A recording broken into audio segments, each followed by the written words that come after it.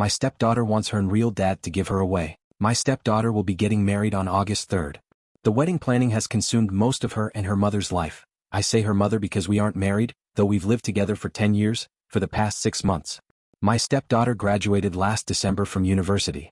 I paid for her to go to college, though it was a state school, it still ran $40,000. She does not have a job and has been living with us for the duration of her college career and since her graduation. I also bought her a car to get back and forth from school when she finished high school. From time to time her deadbeat father would pop into her life and she would fawn all over him. Although he has not contributed a cent to her education or paid any child support, though that is my girlfriend's fault as CS was not part of the settlement, she still loves him and wants him in her life. He stays long enough to break her heart by skipping town and breaking some promise that he made her. The wedding venue holds 250 people max. I gave them a list of 20 people that I wanted invited, since I was paying for everything. They told me that was no problem and they'd take care of it. So I let these people know they'd be getting an invite and they should save the date. Saturday I saw one of my friends on this list at the golf course and asked if he was coming. He told me that he wasn't invited. He told me that he got an announcement, but not an invitation. He had it in his back seat, along with probably 6 months of mail, and showed it to me. Sure enough, it was just an announcement and my name was nowhere on it. It had her dad's name and her mom's name and not mine. This led to a pretty big fight with my GF, as I found out that none of my list of 20 made the cut for the final guest list because 250 people is very tight. I was pissed, but not a hell of a lot I could do because the important people in my life had already been offended. My GF said if some people didn't RSVP yes, I might be able to get a couple people in. But that is an ultimate slap in the face in my opinion. So I was boiling on Saturday. Yesterday we had a Sunday dinner with the future in-laws family and us and a surprise guest, the real dad. At this little dinner my stepdaughter announced that her real dad was going to be able to make it to her wedding and that now he'd be able to give her away. This was greeted with a chorus of "Oh how great and how wonderful."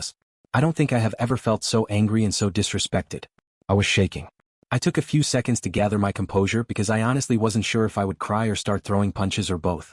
Once I was sure I'd be able to speak I got up from my chair and said I'd like to make a toast. I can't remember exactly what I said but the gist of it was this. I'd like to make a toast. The sound of spoons against glasses ring in my ears. It has been my great pleasure to be a part of this family for the past 10 years. Oh, how sweet. At this point in my life I feel I owe a debt of gratitude to bride and groom, because they have opened my eyes to something very important. Confident smiles exchanged. They have showed me that my position in this family is not what I once thought it was. And now a glimmer of confusion and shock begins to spread on the faces in the room. Though I once thought of myself as the patriarch or godfather of the family, commanding great respect and sought out for help in times of need, it seems instead that I hold the position of an ATM, good for a stream of money but not much else. As I have been replaced as host, both on the invitations and in the ceremony, I am resigning my financial duties as host to my successor, real dad. So cheers to the happy couple and the path they have chosen. I finished my drink. You all can let yourselves out. Is this selfish? I'm supposed to shell out 40 to 50 grand for a wedding that I can't invite anyone to? That I am not a part of? I'm so done with this crap. I'm done with my stepdaughter, I'm done with my GF. I transferred the money out of our joint account last night.